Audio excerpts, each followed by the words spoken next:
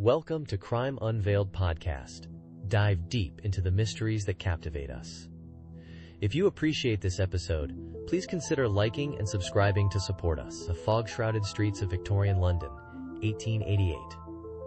A time of gas lamps and horse-drawn carriages, but also a time of deep shadows and unspeakable horrors.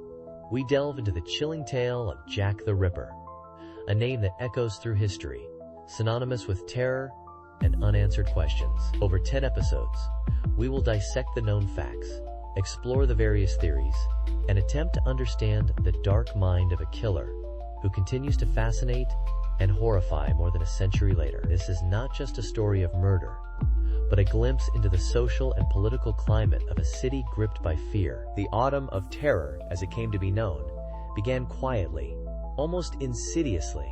The first victims, often overlooked in the grand narrative, were women living on the fringes of society in the impoverished and densely populated Whitechapel district. These were women who worked as prostitutes, their lives already precarious and vulnerable. It was a time of significant social inequality, and these women were often seen as disposable, their disappearances barely registering in the larger consciousness of the city. The initial reports were treated as routine, another unfortunate incident in a district known for its lawlessness. But the pattern, the brutal nature of the crimes, soon began to suggest something far more sinister was at work. The first canonical victim, Ann Nichols, was discovered on August 31, 1888.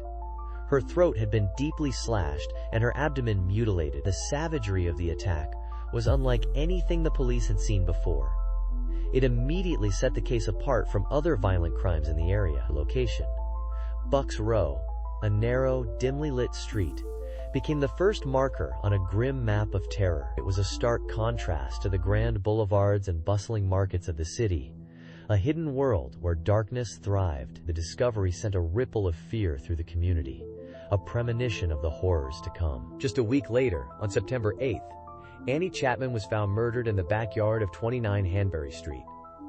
The brutality escalated. Her abdomen was ripped open, and some of her internal organs were missing. This gruesome detail ignited a firestorm of speculation and fear. Who was capable of such savagery? The press, eager for a story, seized upon the details, often sensationalizing and exaggerating the facts. This fueled public anxiety and created a climate of hysteria. The unknown killer was given a name: Jack the Ripper, taken from a letter supposedly written by the perpetrator, though its authenticity has always been debated. The Ripper's reign of terror continued with the double murder on September 30th, known as the Double Event. Elizabeth Stride and Catherine Eddowes were killed within an hour of each other, in different locations. Stride's throat was cut, but her body was otherwise relatively unmarked, suggesting the killer may have been interrupted. Eddowes, however, suffered a similar fate to Chapman, her abdomen mutilated and a kidney removed. This rapid succession of killings intensified the panic gripping London. The police were under immense pressure to find the culprit, but the fog-bound streets and lack of forensic techniques hampered their investigation. The sheer audacity of committing two murders in such a short span of time and in close proximity pointed to a killer who was growing bolder, more confident. The removal of organs, specifically the kidney in Eddowes' case, fueled speculation about the killer's possible medical knowledge or perhaps some morbid fascination with anatomy. These details captured the public's imagination and led to countless theories, ranging from the plausible to the outlandish. The city was on edge. Every shadow seemed to harbor a threat. Vigilante groups patrolled the streets, hoping to catch the elusive killer. The final canonical victim, Mary Jane Kelly, was murdered on November 9th. Her mutilated body was discovered in her room in Miller's Court. This was the most brutal of all the Ripper murders, the extent of the mutilations far exceeding the previous victims. The sheer savagery of the attack shocked even the most hardened investigators. The room was a scene of unimaginable horror. The fact that the murder took place indoors, in the supposed safety of her own room, heightened the sense of vulnerability and fear. It suggested that nowhere was safe from the Ripper's reach. Kelly's murder marked a terrifying climax to the Ripper's reign of terror. After her, the killings abruptly stopped. The sudden silence was almost as unsettling as the violence that preceded it.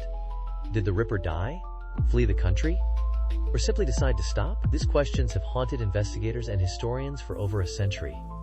The lack of a definitive answer has only added to the enduring mystery of Jack the Ripper. Despite countless investigations, books, and documentaries, his identity remains shrouded in darkness, a chilling reminder of the unanswered questions that linger in the annals of criminal history. Before the terror descended, Whitechapel was a vibrant, bustling community. Imagine the cobbled streets, slick with rain and mud, the gas lamps casting a flickering, ethereal glow on the crowded tenements. The air, thick with the smells of coal smoke, stale beer, and the ever-present scent of poverty, hung heavy over the district. Market stalls overflowed with produce, vendors hawking their wares with booming voices, creating a constant, low hum of activity. Children played in the narrow alleyways, their laughter echoing off the brick walls.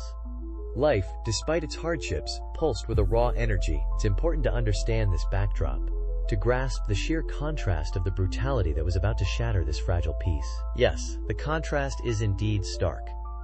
The victims, predominantly women living in precarious circumstances, were part of this vibrant tapestry. They walked these very streets, navigating the labyrinthine alleys and crowded marketplaces. They too breathed the smoky air, heard the cries of the vendors, and witnessed the everyday hustle of Whitechapel. Consider their lives, their daily routines, the search for work, the struggle for survival in a society that often marginalized and overlooked them. They were mothers, daughters, sisters, friends, individuals with hopes, dreams, and fears, just like anyone else. The Ripper's intrusion into their lives was not just an attack on them personally, but a violation of the entire community, a tearing of the social fabric. Let's delve deeper into the lives of these women.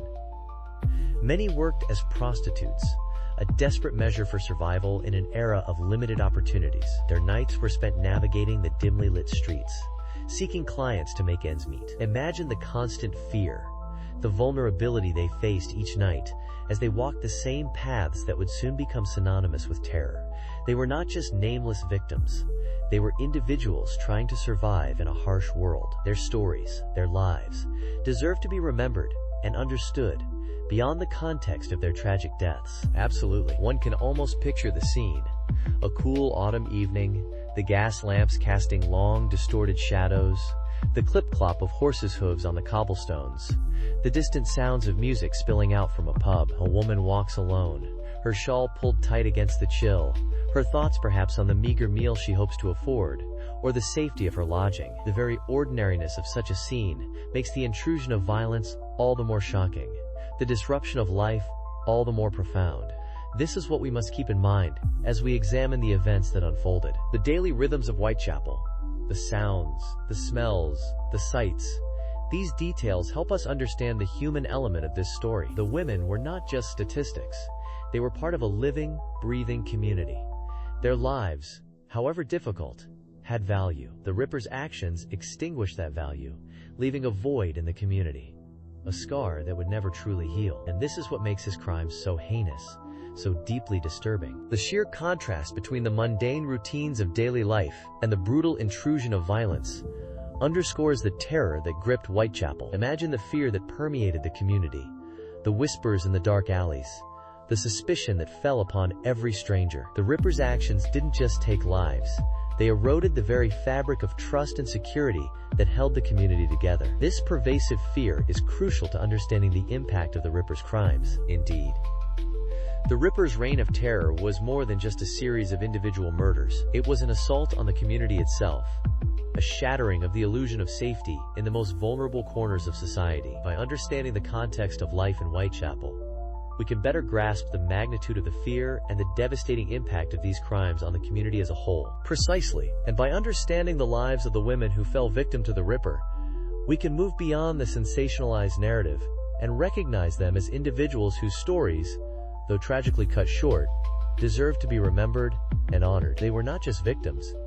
They were members of a community, and their lives, however challenging, held value and meaning. Let's delve deeper into the Whitechapel district as it was in 1888. Imagine the cobbled streets, gas lamps casting flickering shadows, the bustling market stalls by day giving way to an eerie quiet at night. Most residents were working class, living in crowded tenements. Poverty was rife, and the streets were often filled with the sounds of vendors, children playing, and the clip-clop of horse-drawn carriages. This vibrant yet vulnerable community became the backdrop for a series of brutal murders that continue to haunt us today.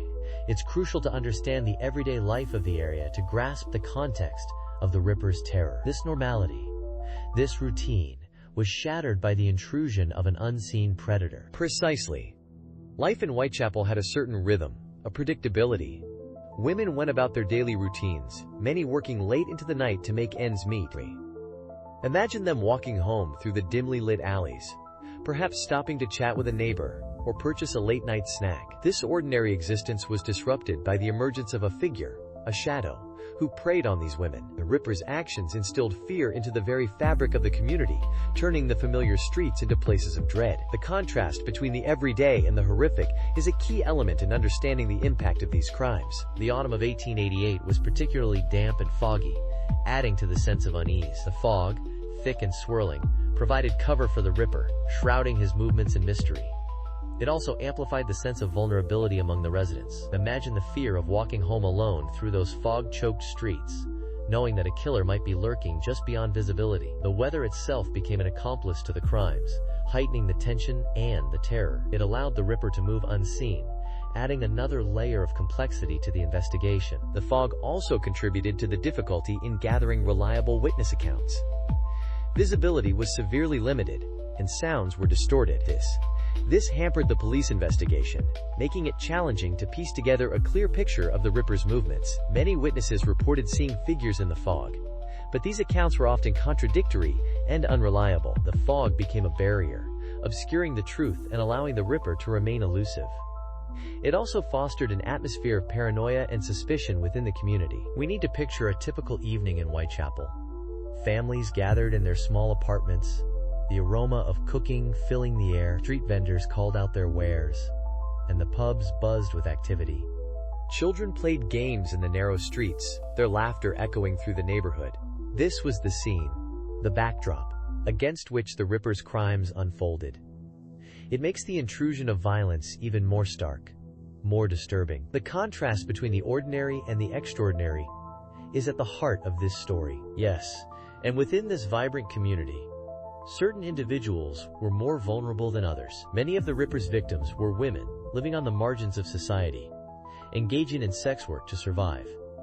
They moved through the streets late at night, often alone and unseen. This made them easy targets for a predator who knew how to exploit the shadows and the anonymity of the district. Their marginalized status also meant that their disappearances were often not immediately reported, giving the Ripper more time to escape. The social dynamics of Whitechapel are crucial to understanding the context of these crimes. Poverty, desperation, and social inequalities created a breeding ground for vulnerability. The Ripper preyed upon those who were already struggling, those who were least likely to be missed or protected. This makes his crimes even more tragic and underscores the complex social issues of the era. It's a stark reminder of the dark underbelly of Victorian society. The Ripper's actions didn't just take lives, they shattered the sense of security in Whitechapel. The familiar streets became dangerous, and the shadows held a new, sinister meaning.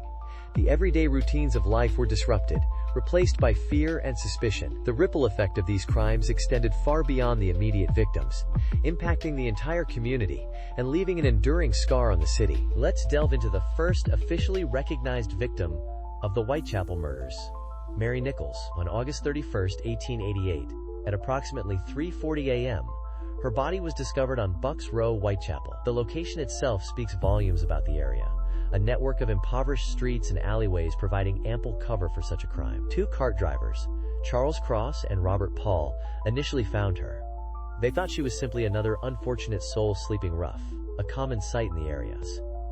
However, upon closer inspection, the horrific reality became clear. Nichols' throat had been slit, twice, deep and brutal incisions that severed her windpipe. This initial discovery sets the chilling tone for the horrors to come. The brutality didn't end there. Further examination of Mary Nichols' body revealed even more gruesome details. Her abdomen had been mutilated with a deep, jagged wound, and several other incisions across her stomach suggested a frenzied attack. The precision and savagery of these wounds led investigators to believe the perpetrator possessed some anatomical knowledge, perhaps a butcher, or someone familiar with the handling of knives and human anatomy.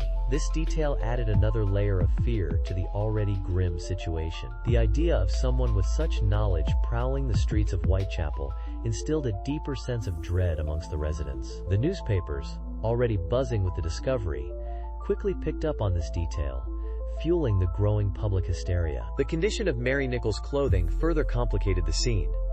Her skirt was pulled up above her waist, suggesting a sexual element to the crimes. However, the initial police reports didn't give this detail much weight. It's worth noting that the Victorian era had a complex and often puritanical view on matters of sexuality. This might have influenced how the investigators interpreted and documented the evidence. The dismissive attitude towards this aspect of the crime possibly hindered the early investigation, diverting focus from a potentially crucial piece of the puzzle. This could have played a significant role in the Ripper's ability to evade capture. Let's consider the timeline leading up to Mary Nichols' death. She had spent the evening of August 30th drinking with friends, later being ejected from a lodging house for lack of funds. She told her friends she would quickly earn the 4p needed for a bed, suggesting prostitution as the likely means. This highlights the precarious situation of many women in Whitechapel, forced into such circumstances due to poverty and lack of opportunity. It also places Mary Nichols firmly within the vulnerable demographic targeted by the Ripper. This understanding of her social context is crucial in reconstructing the events of that night. The last confirmed sighting of Mary Nichols was around 2:30 a.m., just an hour before her body was discovered, walking towards Bucks Row. This narrow window gives us a limited time frame for the attack, suggesting a rapid and brutal assault. The darkness and the relative seclusion of Bucks Row would have provided the Ripper with the necessary cover to carry out the murder without being witnessed. This quick and efficient approach underscores the chillingly calculated nature of the crime. It speaks to a certain level of planning and premeditation, rather than a random act of violence. The initial police investigation, while thorough in some respects, was also hampered by the limitations of the time. Forensic science was in its infancy. Fingerprinting was not yet a widely used technique, and the understanding of blood typing and other forms of trace evidence was limited. This lack of sophisticated investigative tools undoubtedly hindered the police's ability to gather conclusive evidence. They relied heavily on witness testimonies, which were often unreliable or conflicting, due to the chaotic nature of the area and the general fear surrounding the murders. The discovery of Mary Nichols' body sent shockwaves through Whitechapel. The brutality of the murder was unprecedented. Even in this impoverished and often violent district, fear gripped the community, and the name Jack the Ripper, though not yet coined in widespread media, began to circulate in hushed whispers among the residents. This palpable sense of dread would only intensify as more victims emerged, further solidifying the Ripper's terrifying presence in the collective consciousness of Victorian London. The city was now under siege by an unseen predator, and the hunt for the Ripper had begun. The investigation into Mary Nichols' murder, while yielding some clues, ultimately failed to produce a viable suspect. The limitations of forensic science, the chaotic crime scene, and the unreliable nature of witness testimonies all contributed to this initial setback. However, the details gathered in this first case laid the groundwork for the subsequent investigations, forming a pattern of brutality that would become tragically synonymous with the name Jack the Ripper. The hunt for this elusive killer had begun, but the city of London was far from prepared for the terror that was yet to come. The immediate aftermath of each murder amplified the terror-gripping Whitechapel. The discovery of Annie Chapman's body, for instance, sent shockwaves through the community. The brutality was evident, exceeding even the grim standards of the district. Her throat was severed, her abdomen mutilated. This wasn't simply a killing. It was a spectacle of violence, performed openly in a public space. The speed and efficiency with which the Ripper operated suggested a chilling familiarity with the human anatomy, possibly hinting at some medical or butchering experience. The fact that he could vanish so quickly, melting into the labyrinthine alleys and dimly lit streets, only heightened the sense of dread. It made the unseen threat even more palpable, transforming the fog-laden streets into a hunting ground. Precisely. The police were under immense pressure. The public outcry was deafening. Newspapers, ever eager for a sensational story, fueled the hysteria with vivid, sometimes exaggerated, accounts. The Whitechapel murders, as they became known, transcended mere local crime. They captured the morbid fascination of the entire nation, and indeed, the world. Each new victim intensified the scrutiny on the police, their inability to apprehend the killer further eroding public confidence. They increased patrols, questioned hundreds of individuals, and followed numerous leads. Yet the Ripper remained elusive. This powerlessness in the face of such brazen violence only served to deepen the sense of fear. The streets emptied after dark, and a palpable sense of unease permeated even the daytime hours. The fear wasn't simply about the physical danger. It was the psychological impact, the erosion of a sense of safety and security in one's own neighborhood. Imagine the dread of knowing a predator stalked the streets. Invisible, unpredictable. The Ripper's actions were a violation not only of individual lives, but also of the social fabric. The murders shattered the illusion of order, exposing the vulnerability of the community and the limitations of the authorities. The Ripper became a phantom, a boogeyman, his very name synonymous with terror. The psychological impact is crucial to understanding the widespread panic. These weren't isolated incidents occurring in remote locations. They happened in the heart of a bustling community, in public spaces that people frequented daily. This immediacy made the threat intensely personal. Every woman walking alone in the dark became a potential victim.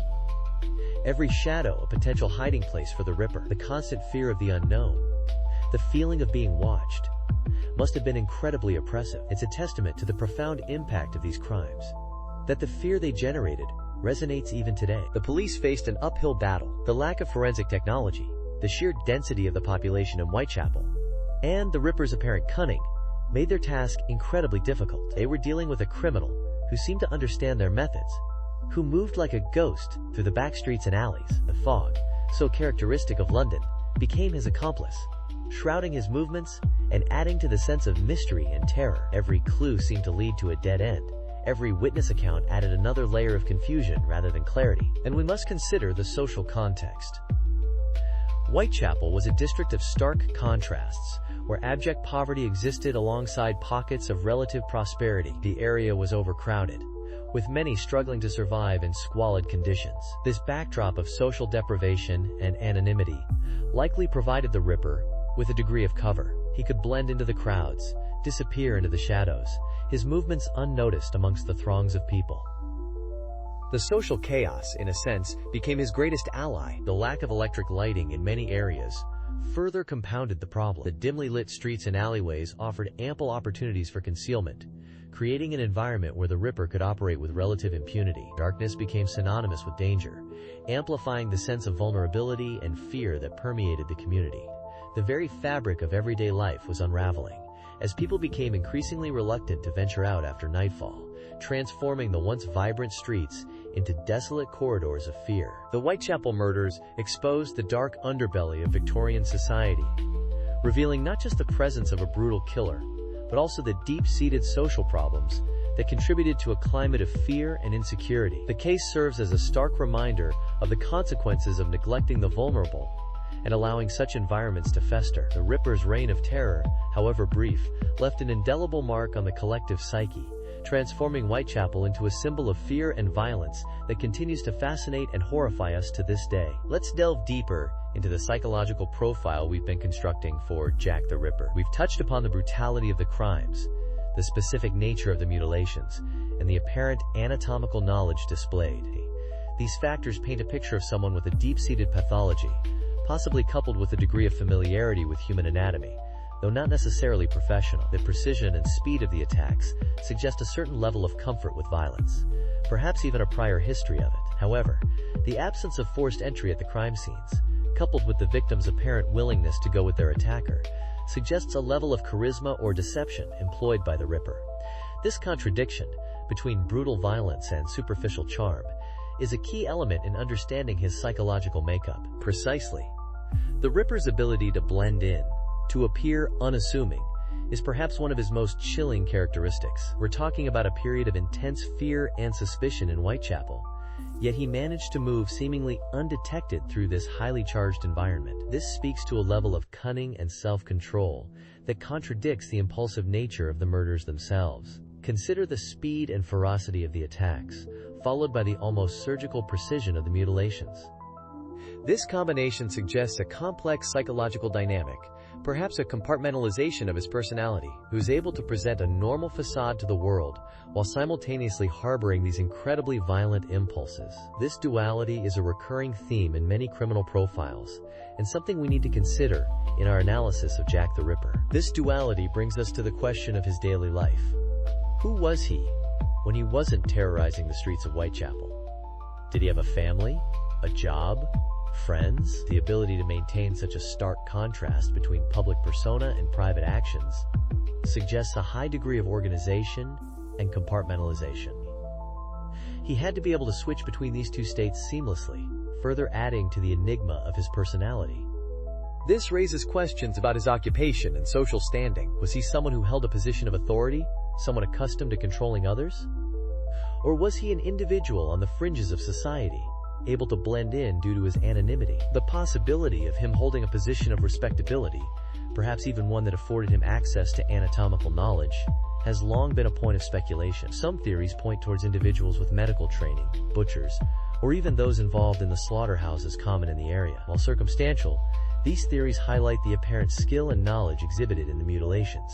However, we also have to consider the possibility that he was an unskilled laborer, perhaps someone who had gained a rudimentary understanding of anatomy through other means. The limited nature of some of the anatomical knowledge displayed could suggest a more casual, rather than professional, familiarity with human anatomy. This ambiguity further complicates the process of profiling the Ripper. The geographical concentration of the murders within Whitechapel also offers some insights. It suggests a degree of familiarity with the area, perhaps someone who lived or worked there. This localized activity could indicate a comfort zone, a sense of control within this specific environment. It's possible that venturing outside of this familiar territory might have increased his risk of exposure, leading him to confine his activities to Whitechapel. This could also suggest a connection, however tenuous, to the victims themselves. Were they chosen at random, or was there some element of prior acquaintance, however brief? The seemingly random selection of victims, all women living in impoverished circumstances, does present a challenge. While there's no clear evidence of prior relationships between the Ripper and his victims, the fact that they were all vulnerable women operating within the same geographical area could suggest a pattern of targeting. This pattern of targeting, coupled with the escalating brutality of the murders, suggests a possible increase in confidence, perhaps fueled by the lack of successful apprehension by the authorities. This growing confidence might have even led to a sense of invulnerability, which could explain the increasingly brazen nature of the attacks. The escalating brutality, as you mentioned, is a crucial point. The later murders become progressively more frenzied, more mutilating. This could be interpreted as a sign of the Ripper's psychological state deteriorating under the pressure of his own actions and the ongoing investigation. The increasing ferocity could also be a reflection of a deepening pathology, a descent into a darker psychological space where the initial motivations for the killings become further distorted and intensified. This progression of violence is a chilling testament to the depths of the Ripper's depravity, and the fact that the murders abruptly stopped adds another layer of complexity. Did the Ripper die? Did he flee the country? Was he incarcerated for another crime, or did he simply manage to suppress his urges, disappearing back into the anonymity of Victorian London? The sudden cessation of the killings, without a definitive explanation, has contributed significantly to the enduring mystery surrounding Jack the Ripper. It leaves us with more questions than answers, and fuels the ongoing fascination with this case. The Ripper's ability to vanish without a trace further underscores his cunning and reinforces the notion of a highly compartmentalized individual. Let's delve into the investigative quagmire that surrounded the Ripper case. The sheer brutality of the crimes, coupled with their concentration within a specific geographical area, created immense pressure on the police. Several investigative approaches were employed, from traditional door-to-door inquiries to the then novel practice of criminal profiling. However, the limitations of forensic science at the time, the lack of reliable eyewitnesses, and the dense, fog-laden streets of Whitechapel hampered their efforts. The police were essentially chasing a phantom, a ghost navigating the labyrinthine alleys with terrifying ease. The Ripper case became a stark illustration of the challenges of policing in a rapidly changing urban environment. One particularly frustrating aspect of the investigation was the sheer volume of information, much of it ultimately irrelevant, that flooded in. The police were inundated with tips, theories, and supposed sightings of the Ripper. This influx of information, while understandable given the public hysteria, significantly slowed the investigation, diverting resources away from potentially fruitful lines of inquiry. It's a classic example of information overload hindering rather than helping the investigative process. Sorting through this mountain of data was a Herculean task, and it's conceivable that crucial clues were overlooked in the deluge. The Ripper investigation, in many ways, became a victim of its own notoriety. Compounding the investigative challenges were the taunting communications purportedly sent by the Ripper to the police and press. The most infamous of these is the From Hell letter, accompanied by a piece of what was believed to be a victim's kidney. While the authenticity of these communications has long been debated,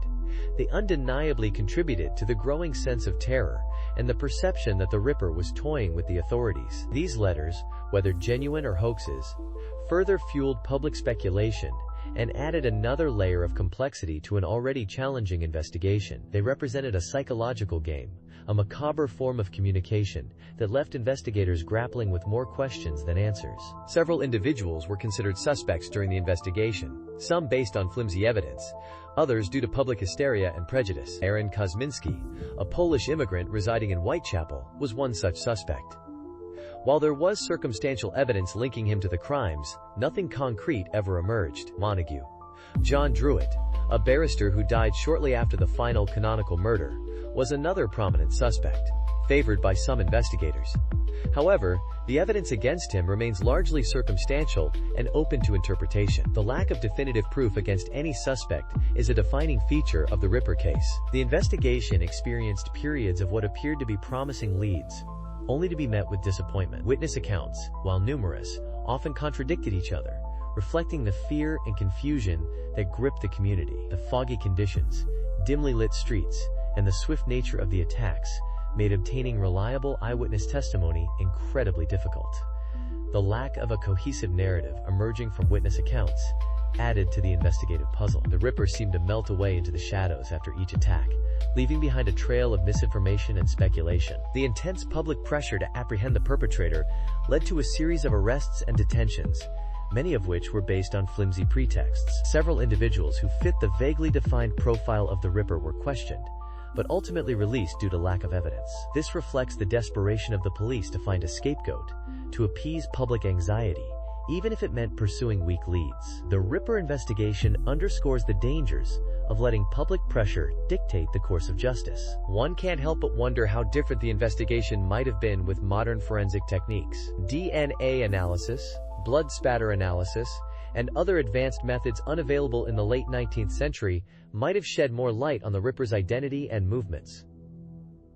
However, we are left with a historical investigation hampered by the limitations of its time, a case that continues to fascinate and frustrate in equal measure. The lack of closure, the unresolved questions, these are the elements that continue to fuel speculation and debate over a century later. The Whitechapel murders left an enduring mark on the public consciousness, shaping perceptions of criminal investigation and sparking ongoing debates about the Ripper's identity and motives. The case serves as a reminder of the complexities of criminal behavior and the challenges of pursuing justice in even the most horrific of circumstances. It highlights the evolution of forensic science and the enduring power of unsolved mysteries. The story of Jack the Ripper, though shrouded in the fog of time, continues to haunt us, reminding us of the dark side of human nature and the enduring quest for answers. The Whitechapel murders cast a long, dark shadow over the lives of the victims' families. Imagine the agonizing uncertainty they endured, not knowing the fate of their loved ones until the horrific discoveries were made public. Many of these women were mothers, daughters, sisters, their absence leaving a gaping hole in their families. The emotional and financial strain would have been immense, particularly given the impoverished circumstances many of them lived in. There was no support system in place, no victim services to help them navigate the grief and trauma. They were left to grapple with their loss in a society that often stigmatized and marginalized women like their murdered relatives. The ripple effect of these crimes extended far beyond the immediate families. The entire community of Whitechapel lived in fear, the constant threat of violence hanging heavy in the air. Women were afraid to walk the streets alone, particularly at nights. The sense of security was shattered, replaced by suspicion and paranoia.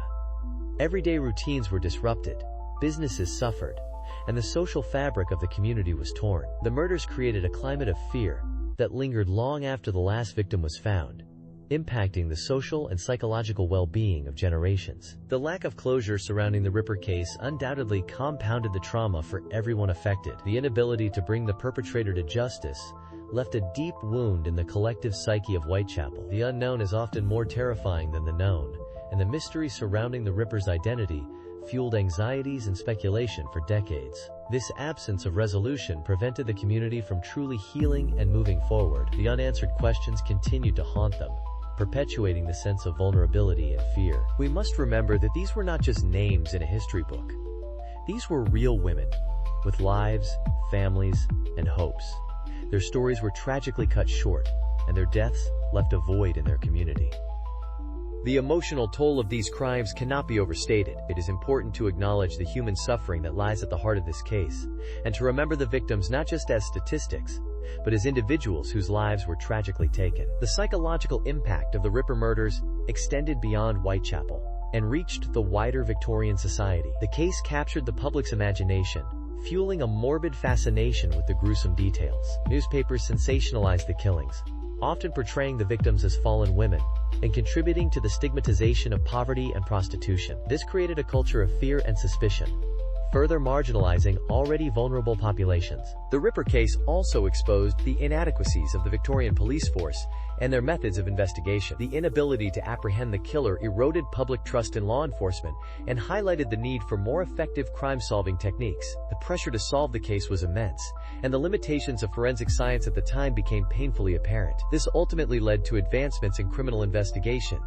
although tragically, not in time to bring the Ripper to justice. The Whitechapel murders served as a grim reminder of the vulnerability of women in Victorian society. The victims, often living in poverty and engaged in sex work, were easy targets for violence and exploitation. Their deaths highlighted the social inequalities of the time and the desperate circumstances many women faced. The case spurred some social reforms aimed at improving the lives of women, but much more needed to be done to address the systemic issues that contributed to their vulnerability. Even today, over a century later, the Jack the Ripper case continues to fascinate and horrify. It stands as a chilling testament to the darkest aspects of human nature and the enduring impact of unsolved crimes. While we may never know the Ripper's true identity, it is crucial to remember the victims and acknowledge the long-lasting trauma inflicted upon their families and the community of Whitechapel. Their stories deserve to be heard and remembered, not just as part of a macabre mystery, but as a testament to the human cost of violence and injustice. As we delve further into the Autumn of Terror, the investigation, while extensive, seemed to yield more questions than answers. The Whitechapel streets, shrouded in fog and fear, became a labyrinth of speculation. Each new gruesome discovery, each meticulously examined crime scene, only served to deepen the mystery surrounding the Ripper. The police, overwhelmed by the sheer brutality and the mounting public pressure, employed every available resource, from ground patrols to plainclothes officers, yet the phantom remained elusive. The newspapers, fueled by the public's morbid curiosity, published countless articles, theories, and even supposed eyewitness accounts, adding to the confusion and paranoia gripping the city. The phantom's ability to vanish into the dimly lit alleyways and crowded slums highlighted the limitations of the investigative techniques of the time. We are left to ponder, how could one individual inflict such terror and evade capture with such apparent ease? The pressure on the police was immense. The public outcry, fueled by the gruesome nature of the murders and the apparent inability of the authorities to apprehend the culprit, reached a fever pitch. The newspapers, while providing a platform for public discourse, also contributed to the spread of misinformation and sensationalism. Theories abounded, ranging from the plausible to the outlandish. Some suggested the Ripper was a surgeon, given the precision of the mutilations. Others whispered of a demonic presence, preying on the vulnerable women of Whitechapel. Amidst this cacophony of speculation, the investigators painstakingly pieced together the available evidence. Witness testimonies, often contradictory, physical evidence recovered from the crime scenes, and the geographical patterns of the attacks. The challenge was to separate fact from fiction, to discern the genuine clues from the noise. The investigation was a race against time, a desperate attempt to stop the Ripper before he claimed another victim. One avenue of investigation that seemed particularly promising involved a suspect known to frequent the Whitechapel district, Aaron Kosminski, a Polish immigrant. Kosminski resided in close proximity to the locations of several of the murders, a fact that undoubtedly aroused suspicion amongst investigators. While eyewitness accounts were often unreliable due to the poor lighting and the general state of panic, certain descriptions of the suspect bore a resemblance to Kosminski's appearance. Furthermore, his documented mental instability raised concerns, leading some to believe he possessed the psychological profile capable of such heinous acts. However, the evidence remained largely circumstantial. Connecting him definitively to the crimes proved to be a significant hurdle for the police. The breakthrough, if it could be called that, came in the form of a piece of physical evidence.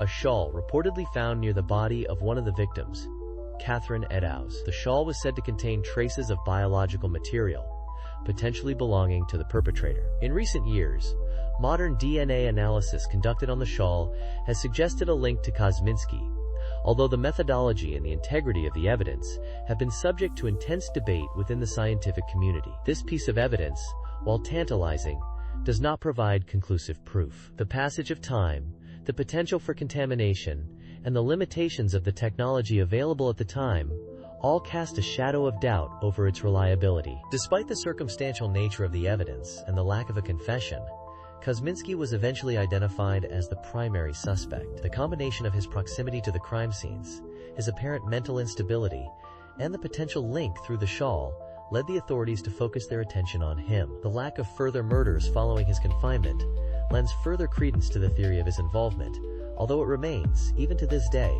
a subject of debate among ripperologists. The case, despite the immense effort invested in its resolution, ultimately remains shrouded in mystery, a chilling reminder of the limitations of justice. Kosminski's deteriorating mental state led to his confinement in an asylum, effectively removing him from the streets of Whitechapel. While never formally charged with the Ripper murders, he remained under observation until his death in 1919. The cessation of the murders following his confinement, while suggestive, does not constitute definitive proof of his guilt. The case of Jack the Ripper serves as a stark reminder of the complexities of criminal investigations, particularly in an era predating modern forensic techniques. The absence of a confession, the reliance on often unreliable eyewitness testimony, and the challenges of preserving and analyzing physical evidence all contributed to the enduring mystery. The Whitechapel murders left an indelible scar on the collective psyche of Victorian London. The Reign of Terror, though brief, exposed the vulnerabilities of the city and its inhabitants, highlighting the stark contrast between the opulent facade of the era and the grim realities of poverty and crime that festered beneath the surface. The case continues to fascinate and horrify, prompting endless speculation and debate. Even today, new theories emerge, each attempting to shed light on the identity and motives of the elusive killer. The legacy of Jack the Ripper extends far beyond the confines of Whitechapel and the Autumn of Terror. The case has become a staple of true crime lore, inspiring countless books, films, and documentaries. It serves as a chilling reminder of the darkness that can lurk beneath the surface of society and the enduring power of unsolved mysteries to capture our imaginations. The Ripper case also played a significant role in shaping the development of criminal profiling and forensic science, prompting investigators to develop new methods for tracking and apprehending criminals. So, we arrive at the end of our exploration of the Whitechapel murders and the chilling enigma of Jack the Ripper. We've examined the known facts, the suspects put forth over the years, the social context of Victorian London, and the enduring fascination with this unsolved case. Yet after countless investigations, books, documentaries, and theories, the identity of the Ripper remains elusive. It is a stark reminder of the limitations of our understanding. Even with the benefit of hindsight and modern investigative techniques, the fog of time obscures vital details, and we are left with fragments of a terrifying puzzle that may never be fully assembled. What can we definitively say about the man who terrorized Whitechapel? We can say with certainty that he was intimately familiar with the district. He moved with a confidence that suggests he knew the labyrinthine alleyways and shadowy corners. His ability to vanish after each brutal attack speaks to a familiarity with the environment and possibly a degree of local support, or at least indifference. The precision and speed of his attacks also suggest a level of premeditation and planning. The Ripper wasn't simply a random predator driven by a momentary impulse. He chose his victims, stalked them, and executed his gruesome deeds with a chilling efficiency. This points to a level of calculation that is deeply disturbing. The psychological profile that emerges is equally unsettling. We are dealing with someone who displayed a deep-seated misogyny and a profound disregard for human life. The brutality of the mutilations goes beyond mere violence. It speaks to a rage, a hatred, and a pathological need to dehumanize his victims. And then there is the silence. The Ripper never claimed responsibility, never boasted of his crimes. This silence adds another layer to the mystery, suggesting a calculated avoidance of detection and a chilling self-control. The silence is deafening, isn't it? It allows the fear and the speculation to grow unchecked. It creates a vacuum that is filled with whispers and rumors, with accusations and counter-accusations. In a sense, the Ripper's silence is as powerful a weapon as his knife. It perpetuates the terror and ensures his grim legacy continues to haunt us. He becomes a phantom, a bogeyman lurking in the shadows of our collective consciousness. And what about the victims? These women, often marginalized and forgotten by society, became tragically intertwined with this dark chapter of history. Their stories, their lives, are often overshadowed by the infamy of their killer. It is crucial that we remember them not just as victims, but as individuals who lived and breathed in the same city, under the same sky, as the monster who preyed upon them. Their stories should not be lost in the fog of speculation surrounding Jack the Ripper. Absolutely. It's essential to remember their humanity. Mary Nichols, Annie Chapman, Elizabeth Stride, Catherine Eddowes, and Mary Kelly. These are not just names on a list. These are women whose lives were tragically cut short. They deserve to be remembered with dignity and respect, and their stories serve as a poignant reminder of the vulnerability of those living on the margins of society. Their fate reminds us that even in the bustling metropolis of London, darkness could find its prey in the most vulnerable corners. So we are left with a haunting question. How could such depravity exist, hidden in plain sight, within a civilized society? Was Jack the Ripper a unique aberration, a monster unlike any other, or was he a product of his time, a dark reflection of the social inequalities and hidden prejudices that festered beneath the surface of Victorian London? Perhaps the most unsettling thought is that the capacity for such evil may not be as rare as we would like to believe. That's the chilling reality, isn't it? The Ripper case forces us to confront the uncomfortable truth that darkness can lurk within seemingly ordinary individuals. It forces us to acknowledge the fragility of order and the ever-present potential for chaos. And perhaps the most enduring mystery is not who Jack the Ripper was, but what he represents, the hidden darkness within human nature, waiting for the opportune moment to emerge. And that, perhaps, is the most terrifying aspect of this entire case. Thank you for walking with us through the shadows.